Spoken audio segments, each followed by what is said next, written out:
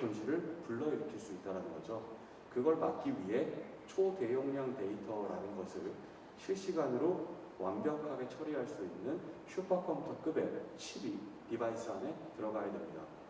그 두 가지 일들을 하기 위해서 굉장히 많은 업계가 도전을 하고 있고, 지금 그림에서 보시는 것처럼 테슬라의 자율주행 자동차뿐만 아니라 사람을 대체하는 디바이스에 대한 연구 개발은 전 영역에서 불어닥치고 있습니다.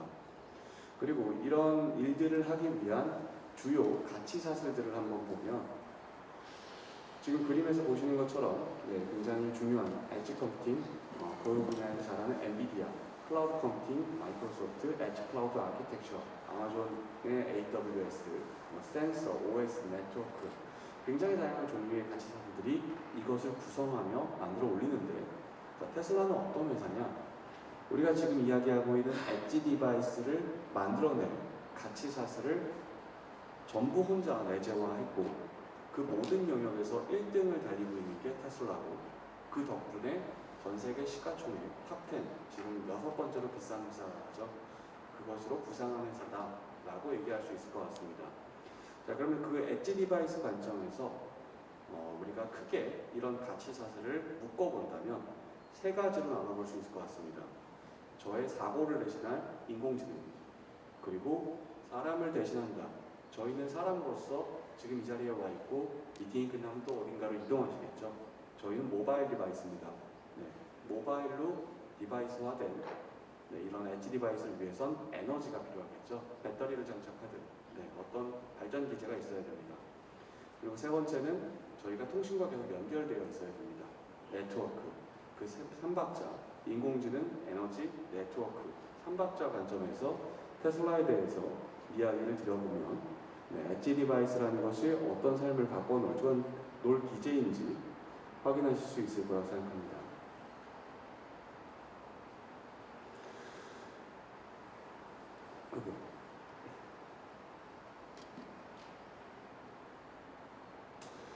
그럼 인공지능에 대해서 먼저 이야기를 드려보도록 하겠습니다. 인공지능은 아주 간단하게 정의를 해본다면, 저희의 인간지능, 이 뇌가 하는 일을 모방한 수학적 함수다라고 보시면 될 것 같습니다. 저희 뇌가 뉴런과 시냅스의 다층 연산 구조를 통해 제가 지금 말을 하고 손짓을 하고 눈을 뜨고 여러분들을 바라보는 것처럼, 인공지능은 어떠한 입력값이 주어졌을 때 원하는 결과값이 나올 수 있도록 수학적 함수값을 구축하는 거다라고 요약해 볼 수 있을 것 같고요. 그 함수값을 하나하나의 파라미터라고 이야기를 합니다. 당연히 저희가 어렸을 때 배웠던 2차 방정식, 3차 방정식보다는 훨씬 더 고차 방정식이 복잡한 업무를 수행할 수 있는 것처럼, 인공지능의 전쟁은 누가 더 거대하고 복잡한 인공지능 모델을 구축해서 더 팬시한 일들을 처리할 수 있는지에 집중이 되고 있습니다.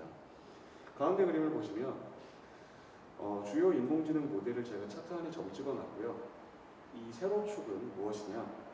누가 거대한 인공지능 함수를 구축했는지 함수의 개수를 보여드리고 있습니다.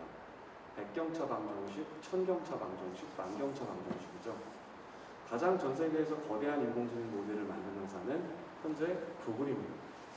그리고 구글 바로 밑에 따라오고 있는 또 다른 굉장히 유명한 인공지능 모델이죠. GPT-3. 이것을 만든 인공지능 회사가 오픈 AI라는 회사가 있습니다. 이 두 회사가 다방면의 인공지능을 개발하는 종합 인공지능 회사로서 전 세계 탑2입니다. 자, 구글은 구글이고 오픈 AI를 조금 설명드리면, 오픈 AI는 2015년에 테슬라의 CEO인 일론 머스크가 1조 원을 출자해서 만든 회사입니다. 그리고 이 두 회사의 목표는 우리가 인공지능을 크게 세 가지로 구분을 하죠. 첫 번째는 스트롱 인텔리전스, 전 인류를 초월하는 인공지능을 만드는 것. 공상과학 영화에 나올 뜬구름 잡는 얘기처럼 들립니다. 자, 두 번째 인공지능이 제너럴 인텔리전스, 한 사람을 초월하는 겁니다. 자, 그리고 이것도 뜬구름 잡는 얘기처럼 좀 들리죠. 자, 세 번째 인공지능이 네로 인텔리전스입니다. 한 사람이 할 수 있는 하나하나의 업무에서 인간보다 더 나은 성과를 낼 수 있는 인공지능. 결국은 네로 인텔리전스를 한 단계 한 단계 전부 다 개발을 걸 묶으면 제너럴 인텔리전스를 완성한다라고도 볼 수가 있고, 이 둘은 제너럴 인텔리전스를 지향하며 사람의 한 영역을 극복하기 위해 도전하고 있습니다. 그 중에 아까 말씀드렸던 엣지 디바이스, 사람을 대체한다. 그리고 사람을 대체하는 영역 중에 한 가지, 운전이란 노동을 지워버리고 대체한다로 도전하는 분야가 자율주행이고, 구글에서 자율주행을 도전하는 주체가 우리가 잘 아는 웨이모, 그리고 오픈 AI의 기술적 기반을 바탕으로 자율주행에 도전하는 주체가 테슬라다라고 얘기할 수 있습니다. 지난 2009년에 구글의 웨이모가 등장한 이후 업계, 학계, 금융계는 모두 구글에 대한 신뢰가 높았던 만큼이나 웨이모의 방식이라는 것이 하나의 개발 표준으로서 전 세계에 뿌리를 내리기 시작했습니다. 하지만 지난 3년 동안 오른쪽에 제가 적어놓은 것처럼 웨이모의 기업 가치는 10분의 1 토막이 납니다. 지금 한 20-30조 정도의 거래가 되고 있죠. 자, 그리고 아래에 있는 테슬라는 같은 시간 10배, 20배가 주가가 오릅니다. 자, 주가가 중요한 게 아니라 그런 기업 가치의 변화를 만들어낸 기술적 근거의 태동이 이제 세상을 테슬라 웨이로 이 엣지 디바이스 자율주행을 개발하도록 만들고 있습니다.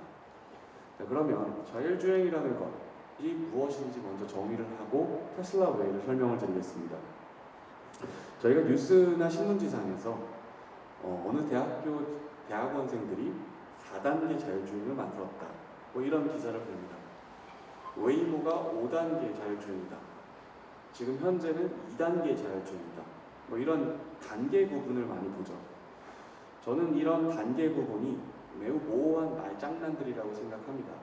우리가 아직 상용화된 기술이 등장하지 않았기 때문에 모호함이 존재할 수밖에 없다고는 보지만, 지금 이런 자율주행 엣지 디바이스를 개발하는 핵심 기술은 인공지능 영역에서는 딥러닝입니다.